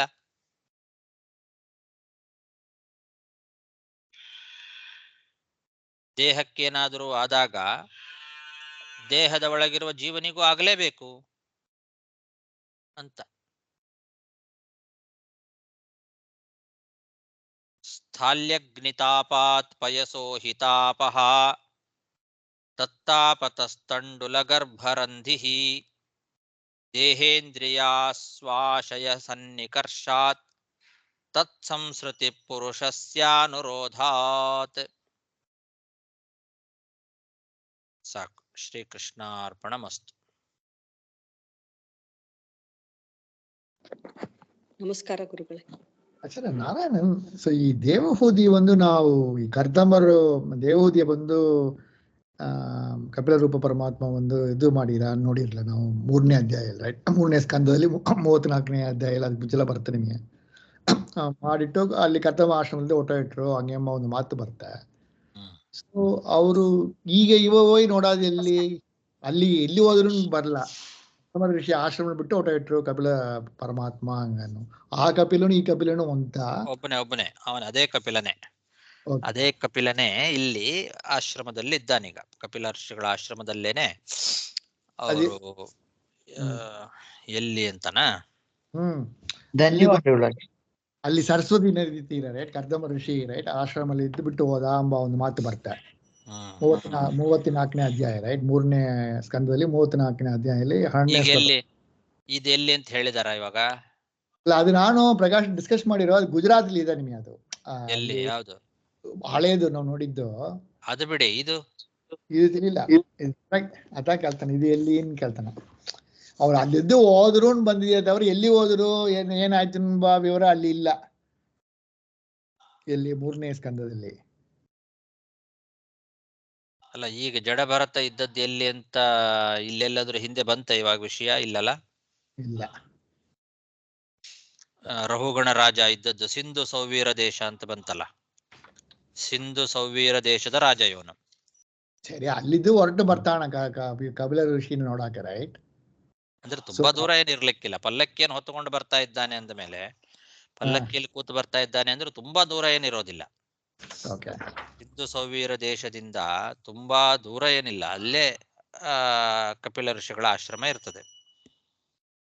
ಆಶ್ರಮಕ್ಕೆ, ತನ್ನ ಅರಮನೆಯಿಂದ ಆಶ್ರಮದವರೆಗೆ ಪಲ್ಲಕ್ಕಿಯಲ್ಲಿ ಹೋಗಿ ಆ ಕಪಿಲ ಋಷಿಗಳ ಉಪದೇಶವನ್ನು ಪಡಿಲಿಕ್ಕೆ ಹೊರಟಿದ್ದಾನೆ ಅಷ್ಟೆ. ಹಾಗಾಗಿ ಅದೇ ಪ್ರದೇಶ. ಆ ಪ್ರದೇಶ ಎಲ್ಲಿದೆ ನೋಡೋಕಾಗ. ಹೌದು. ಏನೇ ಸಿಂಧು ಏನ್ ಹೇಳಿದ್ರಿ? ಸಿಂಧು ಸೌವೀರ ಅಂತ ಬಂತಲ್ಲ. ಸೌವೀರ್ಯ. ಓಕೆ. ಸಿಂಧು ಸೌವೀರ ದೇಶದ ರಾಜ ಇವನು. ಓಕೆ. ಎಲ್ಲಿ ಬಂದಿದೆ? ಫಸ್ಟಿಗೆ ಅವನು ರಾಜ ಇದ್ದ ಅಂತ ಹೇಳುವಾಗಲೇನೆ ಈ ಅಧ್ಯಾಯದ ಮೊದಲನೇ ಅಥ ಸಿಂಧು ಸೌವೀರ ಪತೆ ರಹುಗಣಸ್ಯ ಅಂತಿದೆ ನೋಡಿ. ಓಕೆ. ಫಸ್ಟ್ ಶ್ಲೋಕವೇ ಮೊದಲನೇ ಗದ್ಯದಲ್ಲೇ ಸಿಂಧು ಸೌವೀರ ಪತೆ ರಹುಗಣಸ್ಯ ವ್ರಜತಃ ಇಕ್ಷುಮತ್ಯಾಹ ತಟೆ ಅಂತ ಅಲ್ಲಿದೆ. ಇಕ್ಷುಮತಿ ನದಿ ತೀರ. ಸಿಂಧು ಸೌವೀರ ದೇಶದ ಒಡೆಯ ಇಕ್ಷುಮತಿ ನದಿ ತೀರ. ಆ ನದಿ ತೀರದ ಆಶ್ರಮದಲ್ಲಿ ಕಪಿಲ ಋಷಿಗಳು ಇದ್ರು ಅಂತ. ಇಕ್ಷುಮತಿ ನದಿ ಎಲ್ಲಿ ಬರುತ್ತೆ? ಆ ಇಕ್ಷುಮತಿ ನದಿ ತೀರದಲ್ಲಿ ಕಪಿಲ ಋಷಿಗಳ ಆಶ್ರಮ ಇದ್ದದ್ದು.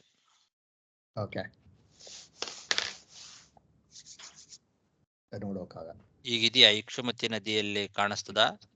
ಇಲ್ಲ ಆಚಾರ, ಇಕ್ಷುಮತಿ ನದಿ ಎಂಬುದು ಎಲ್ಲಿದೆ ನೋಡೋಕು ಫಸ್ಟ್. ಅದೇ மாதிரி ಸಿಂಧು ಸೌವೀರ ನದಿಯ ಪ್ರದೇಶ ಎಲ್ಲಿದೆ ನೋಡೋಕಾಗ. ವಿಚಾರ ಮಾಡಿ.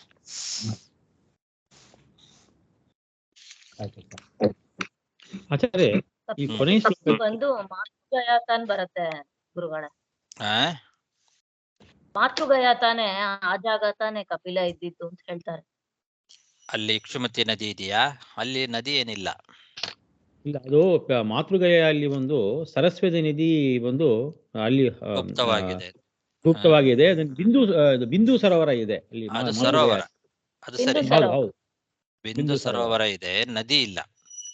ನದಿ ಇದೆ, ಬಟ್ ಸರಸ್ವತಿ ನದಿ ಇವಾಗ ಕೂಡ ಬಂದು ಮ್ಯಾಪ್ ಅಲ್ಲಿ ನೋಡಿದ್ರೆ ಸರಸ್ವತಿ ನದಿ ಹಾಕಿದ್ದಾರೆ. ಅದು ಅದೇ ಅದು ನೀರೇನು ಹರಿತಾ ಇಲ್ಲ ಅಲ್ಲಿ, ಬಟ್ ಹಾಕಿದ್ದಾರೆ, ಮ್ಯಾಪ್ ಅಲ್ಲಿ ಹಾಕಿದ್ದಾರೆ. ಗುಪ್ತವಾಗಿದೆ ಅಂತ. ಗುಪ್ತವಾಗಿರಬಹುದು. ಆದ್ರೆ ಇದು ಏನಿದು ಇಕ್ಷುಮತಿ ಅಂದ್ರೆ ಯಾವುದು ಗೊತ್ತಿಲ್ಲ ಆಚೆ, ನೋಡ್ಬೇಕು ಅದು. ಆಮೇಲೆ ಹೆಸರು ಕೂಡ ಕಪಿಲ ಋಷಿಗಳ ಆಶ್ರಮ. ಹೌದು, ಅದು ಅವಳಿಗೆ ತಂದೆ ಇದ್ದದ್ದು. ಅವಳು ಯಾರು ದೇವಹೂತಿಗೆ ಉಪದೇಶ ಮಾಡಿದ ಜಾಗ ಅದು. ಅದಂತೂ ಸರಿ. ಕರ್ದಮ ಋಷಿಗಳ ಆಶ್ರಮ ಅದು. ಅಲ್ಲಿ ದೇವಹೂತಿ ದೇವಿ, ಕರ್ದಮ ಋಷಿಗಳು ಕೂಡ ಹೊರಟು ಬಿಟ್ರು ಅಲ್ಲಿಂದ ಹೊರಟರು. ಆಮೇಲೆ ದೇವಹೂತಿ ದೇವಿ ಅಲ್ಲಿ ಕಪಿಲನಿಂದ ಉಪದೇಶ ಪಡೆದ್ಲು. ಕಪಿಲ ಅಲ್ಲಿ ದೇವಹೂತಿಗೆ ಉಪದೇಶ ಮಾಡಿ ಅಲ್ಲಿಂದನೂ ಹೊರಟು ಬಿಟ್ಟ ಅಂತ ಬಂತು. ಅದಕ್ಕೆ ಒಂದು ಮಾತೃಗಾಯನ ಒಂದು ಸಿದ್ಧಪುರಿನ ಹೇಳ್ತಾರೆ, ಯಾಕೆ ಅಲ್ಲಿ ಅವಳು ಸಿದ್ಧಿ ಅದು ಓಕೆ. ಇರಬೇಕಲ್ವಾ ಉಪದೇಶ. ಕೊನೆಗೆ ಆಮೇಲೂ ಅಲ್ಲೇ ಇದ್ದ ಕಪಿಲ ಅನ್ನೋದು ಸ್ವಲ್ಪ ವಿಚಾರ ಮಾಡ್ಬೇಕು. ಯಾಕಂದ್ರೆ ಅಲ್ಲಿಂದ ಹೊರಟು ಬಿಟ್ಟ. ಕಪಿಲ ಅಲ್ಲಿಂದ ಹೊರಟು ಈ ಸಿಂಧು ಇಕ್ಷುಮತಿ ನದಿ ತೀರದಲ್ಲಿ ಆಶ್ರಮ ಮಾಡ್ಕೊಂಡು ಅಲ್ಲಿದ್ದ ಅಂತ ಇಟ್ಕೋಬೇಕು. ಅದು ಎಲ್ಲಿ, ಅಲ್ಲಿಂದ ಎಷ್ಟು ದೂರ, ಎಲ್ಲಿ ಬರುತ್ತೆ ಅನ್ನೋದನ್ನ ವಿಚಾರ ಮಾಡ್ಬೇಕು. ಅಲ್ಲಿ ಹೊರಟಾಂಬ 12ನೇ ಶ್ಲೋಕದಲ್ಲಿ ಹೊರಟುಟ 34ನೇ ಅಧ್ಯಾಯ ತಾಯಿಗೆ ಉಪದೇಶ ಮಾಡಿ ಅಲ್ಲಿಂದ ಹೊರಟ ಅಂತ. ಆಮೇಲೆ ಎರಡು ಅವತಾರಗಳು ಒಂದು ಒಂದೇ ಇದು ಸಮಯದಲ್ಲಿ ನಡೆತಿದ್ದ. ಯಾಕಂದ್ರೆ ಕಪಿಲ ಋಷಿ ಕಪಿಲ ಅವತಾರ ಮತ್ತು ಋಷಭ ಅವತಾರ ಎರಡು ಒಂದು ಒಂದೇ ಇದು ನೆಕ್ಸ್ಟ್ ಬಂತ ಅವತಾರವಾ? ಯಾಕಂದ್ರೆ ಅದು ಬೇರೆ ಅವತಾರ, ಇದು ಬೇರೆ ಅವತಾರ ಅಲ್ವಾ? ಹೌದು, ಬೇರೆ ಬೇರೆ ಅವತಾರಗಳು ಬೇರೆ ಬೇರೆನೆ.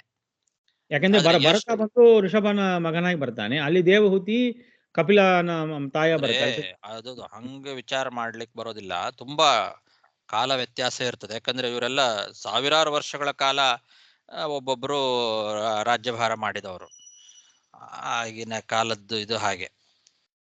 ಈಗ ನೋಡಿ ಮೋಟರ್ ಆಫ್ ಮಾಡು. ಇದು ಭರತರ ಚಕ್ರವರ್ತಿಯಾಗಿ ಸಾವಿರಾರು ವರ್ಷಗಳ ಕಾಲ ಅವನು ರಾಜ್ಯಭಾರ ಮಾಡಿ, ಆಮೇಲೆ ಅವನು ಕಾಡಿಗೆ ಹೋಗಿ ಅಲ್ಲಿ ತಪಸ್ಸು ಮಾಡುವಾಗ ಜಿಂಕೆಯಾಗಿ, ಆ ಜಿಂಕೆಯಾಗಿ ಎಷ್ಟೋ ವರ್ಷಗಳ ಕಾಲ ಮತ್ತೆ ತಾನು ಜೀವನ ಮಾಡಿ, ಅದರ ನಂತರದ ಜನ್ಮ ಇದು ಬ್ರಾಹ್ಮಣ ಭರತ. ಈಗಿರೋದು ಇವನು ಬ್ರಾಹ್ಮಣ ಭರತ. ಓಕೆ. ಹಾಗಾಗಿ ತುಂಬಾ ಕಾಲ ವ್ಯತ್ಯಾಸ. ಆರ್ಡರ್ ಪ್ರಕಾರ ಬಂದು ಕುರುಕ್ಷೇತ್ರ ಹತ್ರ ಬರುತ್ತೆ ಅಂತ ಕೊಟ್ಟಿದ್ದಾರೆ. ಯಾವ್ದು ಫಸ್ಟ್ ಆಚಾರ್ಯ ಅವತಾರ? ಫಸ್ಟ್ ಬಂದು ಋಷಭ ಅವತಾರವ ಇಲ್ಲ ಕಪಿಲ ಅವತಾರ? ಆರ್ಡರ್ ಅಲ್ಲಿ ಕಪಿಲನೇ ಮೊದಲಿರಬೇಕು. ಯಾಕಂದ್ರೆ ದೇವಹೂತಿ ದೇವಿಗೆ ಮಗನಾಗಿ ಹುಟ್ಟುತ್ತಾನೆ ಅಲ್ಲಿ. ಸ್ವಯಂಭುವ ಮನುವಿಗೆ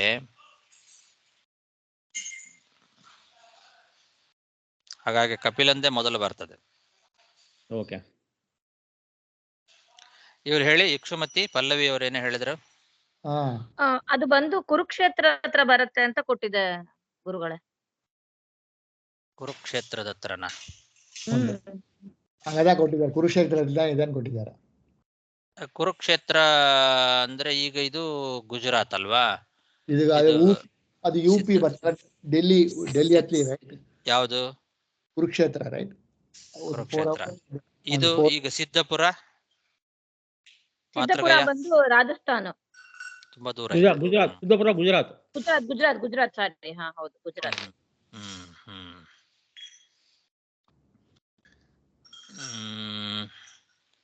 ಅದೇ ಇಲ್ಲಿಂದ ಅಲ್ಲಿಗೆ ಹೋಗಿರಬಹುದು. ಇಕ್ಷುಮತಿ ನದಿ ಇದೆಯಾ ಅಲ್ಲಿ? ಇದೆ ಅಂತಿದೆಯಾ? ಹಾ ಇದೆ, ಕುರುಕ್ಷೇತ್ರ ಹತ್ರ ಅಂತ ತೋರಿಸುತ್ತೆ. ಸರಿ ಸರಿ, ಹಾಗಾದ್ರೆ ಅದೇ ಜಾಗ. ಅದೇ ಸಿಂಧು ಸೌವೀರ ದೇಶನು ಅದೇ ಇರಬೇಕು. ಸಿಂಧು ಮತ್ತು ಸೌವೀರ ಈ ಎರಡು ಪ್ರದೇಶಗಳಿಗೆ ರಾಜ ಆಗಿದ್ದ ಇವನು ರಹುಗಣ.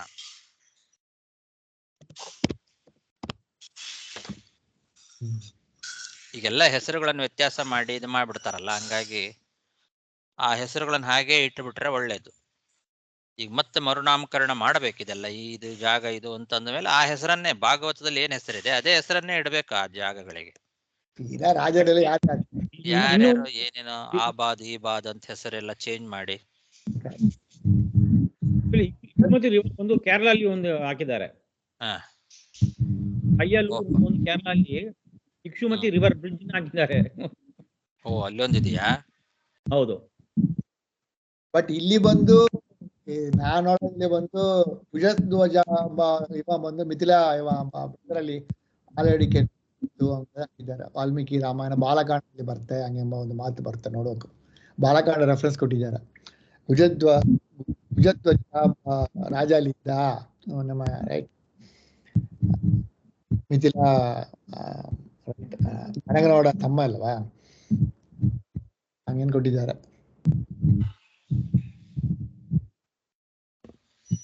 ಕಳಿಂದಿ ಅನ್ನೋ ಇದು ನದಿನೇ ಇಕ್ಷುಮತಿ. ಮುಂಚೆ ಇದ್ದಿದ್ದು ಇಕ್ಷುಮತಿ ಹೆಸರು, ಆಮೇಲೆ ಅದೇ ಕಳಿಂದಿ ನದಿ ಅಂತ ಕೊಟ್ಟಿದೆ. ಇನ್ನೊಂದು ಕೊಟ್ಟಿದ್ದಾರೆ, Ikshumati river bank was the hermit of Kapila. ಕಪಿಲನೋಡ ಆಶ್ರಮ ಅಲ್ಲಿ ಇತ್ತು ಕೊಟ್ಟಿದ್ದಾರೆ ಇಕ್ಷುಮತಿಯಲ್ಲಿ. ಇಲ್ಲಿ ಅಲ್ಲಿ ಕರೆಕ್ಟ್ ಇದೆ.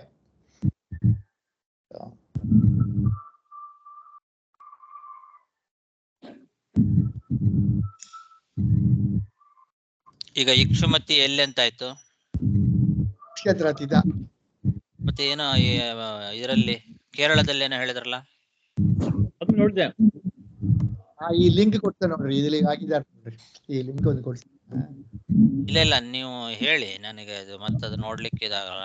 ಇಕ್ಷುಮತಿ ರಿವರ್ ಬಂದು ಏನ್ ಕೊಟ್ಟಿದ್ದಾರೆ ಅಂದ್ರೆ ಇಲ್ಲಿ ಒಂದು ಕುರುಕ್ಷೇತ್ರ ಇದೆ, ಅಲ್ಲಿ ಭುಜಧ್ವ ರೈಟ್, ನಮ್ಮ ಇವನ ತಮ್ಮ ಅಲ್ಲಿ ಆಲೋಳಿಕೆ ನಡೀತು, ಅದಕ್ಕೆ ರೆಫರೆನ್ಸ್ ಕೊಟ್ಟಿದ್ದಾರೆ. ಅದಕ್ಕೆ ಬಂದು ಪ್ರಮಾಣ ಕೊಟ್ಟಿದ್ದಾರೆ. ವಾಲ್ಮೀಕಿ ರಾಮಾಯಣದಲ್ಲಿ ಬಾಲಕಾಂಡದಲ್ಲಿ ಬರ್ತದೆ ಕೊಟ್ಟಿದ್ದಾರೆ. ಆಮೇಲೆ ಇನ್ನೊಂದು ಏನ್ ಕೊಟ್ಟಿದ್ದಾರೆ ಅಂದ್ರೆ ಇಕ್ಷುಮತಿ ರಿವರ್ ಇಲ್ಲಿ ಬಂದು ಕಪಿಲನೋಡ ಆಶ್ರಮ ಅಲ್ಲಿ ಇತ್ತು ಹಂಗೆಂಬ ಮಾತು ಕೊಟ್ಟಿದ್ದಾರೆ. ಹಂಗಾರೆ ಕುರುಕ್ಷೇತ್ರನೇ ಹೌದು. ಸರಿ. ಅದೇ ಸಿಂಧು ಸೌವೀರ ದೇಶನು ಅಲ್ಲೇ ಇರಬೇಕು ಮೋಸ್ಟ್ಲಿ. ಸಿಂಧು ಅದೇ ಸಿಂಧು ಅಂದ್ರೆ ಮಹಾಭಾರತ ಕಾಲದಲ್ಲಿ ಕಳಿಂದಿ ನದಿ ಆಯ್ತು ಅಂತ ಒಂದ್ ಕಡೆ ಕೊಟ್ಟಿದ್ದಾರೆ. ರಾಮಾಯಣದಲ್ಲಿ ಅದೇ ಇಕ್ಷುಮತಿ ಅನ್ನೋ ಹೆಸರಲ್ಲಿತ್ತು, ಅದು ಮಹಾಭಾರತ ದ್ವಾಪರ ಯುಗದಲ್ಲಿ ಬರ್ಬೇಕಾದ್ರೆ ಕಳಿಂದಿ ನದಿ ಆಯ್ತು ಅಂತ ಕೊಟ್ಟಿದ್ದಾರೆ ಒಂದ್ ಕಡೆ.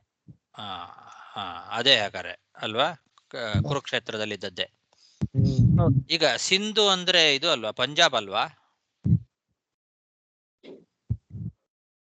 ಸಿಂಧು ಎಲ್ಲಿ ಕೇಳ್ತೀರಿ ನೀವು? ಸಿಂಧು ಎಲ್ಲಿ ಬಂತು ಈಗ? ಸಿಂಧು ಸೌವೀರಪತಿ, ಇವನು ರಹುಗಣ ರಾಜ. ಓಕೆ. ಸಿಂಧು ಸೌವೀರಗಳ ರಾಜ ರಹುಗಣ. ಹಾಗಾಗಿ ಪಂಜಾಬ್ಗೂ ಈ ಇದಕ್ಕೂ ಯಾವ್ದಕ್ಕೆ ಕುರುಕ್ಷೇತ್ರಕ್ಕೂ ಎಷ್ಟು ದೂರ ಇದೆ?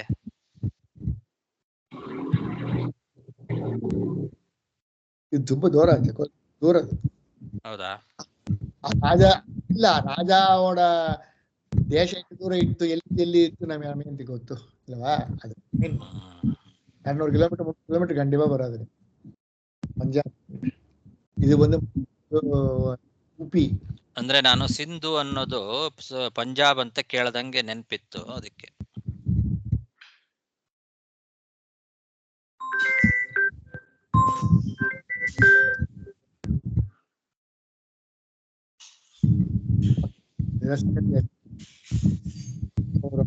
ಸರಿ ಆಗ್ಲಿ, ನೋಡೋಣ. ಆಚಾರ್ಯ, ಒಂದು ಸಣ್ಣ ಪ್ರಶ್ನೆ ಆಚಾರ್ಯ.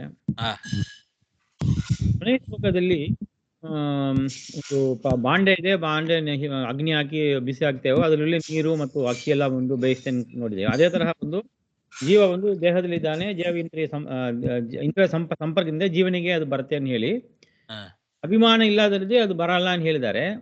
ಸೊ ಇಲ್ಲಿ ಒಂದು ಉದಾಹರಣೆ ಬಂದು ಅಭಿಮಾನ ಇದ್ರೆ ಪಾತ್ರದಲ್ಲಿ ಇರುವಂತ ಅಕ್ಕಿ ನೀರು ತರ ಬಂದು ಜೀವನಿಗೆ ಅದು ಮುಟ್ಟತ್ತೆ ಇಲ್ಲಿ ಅಭಿಮಾನ ಇರೋದು ಬಿಡೋದನ್ನ ಇಲ್ಲಿ ಮಧ್ಯದಲ್ಲಿ ತಗೊಂಡ್ ಬರ್ಬೇಡಿ. ಇಲ್ಲಿ ಅದ್ರ ಬಗ್ಗೆ ವಿಚಾರ ಬಂದಿಲ್ಲ ನಮಗೆ. ಪಾತ್ರೆಯಲ್ಲಿ ನೀರಿಟ್ಟಾಗ ಪಾತ್ರೆಗೆ ಅಗ್ನಿ ಸ್ಪರ್ಶ ಆದ್ರೆ ಪಾತ್ರೆ ಒಳಗಿರೋ ನೀರು ಕುದಿಯೋದು, ಅದ್ರೊಳಗಿರೋ ಅಕ್ಕಿ ಇದು ಆಗೋದು ಎರಡು ಕಂಡಿದೆ, ಇದು ಅನುಭವಿಸಿದ್ದ. ಹಾಗಾಗಿ ದೇಹದಲ್ಲಿರೋ ಜೀವನಿಗೂ ಕೂಡ ದೇಹದ ಮೇಲೆ ಆಗುವ ಪರಿಣಾಮಗಳು ಜೀವನಿಗೆ ಆಗ್ಲೇಬೇಕು, ಇಷ್ಟೇ ಪ್ರಶ್ನೆ. ನೀನ್ ಹೇಗಾಗಲ್ಲ ಅಂತ ಹೇಳ್ದಿ? ಯಾಕೆ ಅದರ ಪದರತ್ನಾವಳಿ ಬಂದು ಅನುರೋಧ ಅಭಿಮಾನ ನಚ ಅಭಿಮಾನೋ ನಾಸ್ತಿ ಇತಿ ವಾಚ್ಯಂ ಯಾಕೆ ಅದೇ ನೀನ್ ಹೇಳ್ದೆ, ನನಗೆ ದೇಹದ ಮೇಲೆ ಅಭಿಮಾನನೇ ಇಲ್ಲ, ದೇಹಕ್ಕೆ ಏನಾದ್ರೂ ನನಗೇನು ಆಗಲ್ಲ ಅಂತ ಹೇಳ್ತಾ ಇದ್ದಿ. ಇದು ಹೇಗೆ ಸಾಧ್ಯ? ದೇಹಕ್ಕೂ ದೇಹದ ಒಳಗಿರೋ ಜೀವನಿಗೂ ಸಂಬಂಧ ಇದ್ದೇ ಇದೆ. ಪಾತ್ರೆಗೂ ಪಾತ್ರೆ ಒಳಗಿರೋ ನೀರಿಗೂ ಹೇಗೆ ಸಂಬಂಧ ಇದೆಯೋ ಹಾಗೆ ಪಾತ್ರೆ ಇದ್ದಂಗೆ ಈ ದೇಹ. ಪಾತ್ರೆಗೆ ಬೆಂಕಿ ಹಚ್ಚಿದಾಗ ಪಾತ್ರೆ ಒಳಗಿರೋ ನೀರಿಗೂ ಹೇಗೆ ಪರಿಣಾಮ ಆಗುತ್ತೋ ಹಾಗೆ ದೇಹಕ್ಕೆ ಏನಾದ್ರೂ ಹೊಡೆದ್ರೆ ಮಾಡಿದ್ರೆ ಅದರಿಂದ ದೇಹದ ಒಳಗಿರೋ ಜೀವನಿಗೂ ಆಗ್ಲೇಬೇಕಲ್ವಾ? ಓಕೆ ಓಕೆ, ಮುಂದೆ ಕೇಳಿದ ಪ್ರಶ್ನೆ ಒಂದು ದೃಷ್ಟಾಂತ ಕೇಳ್ತಾನೆ. ಹಾಗಾಗಿ ನೀನ್ ಆಗಲ್ಲ ಅಂತ ಹೆಂಗ್ ಹೇಳ್ದಿ? ನನಗೆ ದೇಹಾಭಿಮಾನ ಇಲ್ಲ, ಈ ದೇಹಕ್ಕೆ ನೀನೇನ್ ಹೇಳಿದ್ರು ಅದು ನನಗೆ ಜೀವನಿಗೆ ಆಗಲ್ಲ, ದೇಹ ದಪ್ಪಾಗಿದೆ ಅಂತ ಇದೆ, ದೇಹ ದಪ್ಪಾಗಿರ್ಬೋದು, ನಾನ್ ದಪ್ಪಾಗಿಲ್ಲ ಅಂತೆಲ್ಲ ಏನೋ ಹೇಳ್ದಲ್ಲ, ಇದೆಲ್ಲ ಹೇಗ್ ಸಾಧ್ಯ ಅಂತ. ತುಂಬಾ ನಮಗ ನಮ್ಮ ಇದು ತುಂಬಾ ನಮಗೆ ಮುಖ್ಯ ಪ್ರಶ್ನೆ ಯಾವ ಕೇಳ್ತಾ ಇದೆ. ಎಲ್ಲ ಪ್ರಶ್ನೆಗಳು ಬಹಳ ಹೀಗೆ ನಾವು ವಿಚಾರ ಮಾಡ್ಬೇಕಾಗಿರೋ ಪ್ರಶ್ನೆಗಳನ್ನೇ ರಹುಗಣ ಕೇಳ್ತಾ ಇರೋದು. ಓಕೆ ಆಚಾರ್ಯ, ಈ ಸಿಂಧು ಬಂದು ಹರಿಯಾಣಲ್ಲಿದೆ. ಹರಿಯಾಣ ಇಂದ ಕುರುಕ್ಷೇತ್ರ ಇನ್ನು 130 ಕಿಲೋಮೀಟರ್ ಅಲ್ಲೇ ಇದೆ.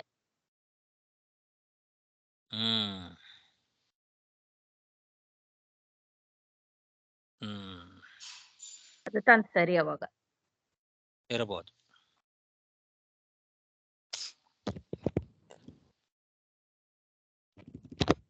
ಆ ಕಾಡು ದಾರಿಯಲ್ಲಿ, ಒಳಗಿನ ದಾರಿಯಲ್ಲೇನೆ ಅವರು ಸಂಚಾರ ಮಾಡ್ಕೊಂಡು ಹೋಗ್ತಿದ್ರು, ತೊಂದರೆ ಇಲ್ಲ.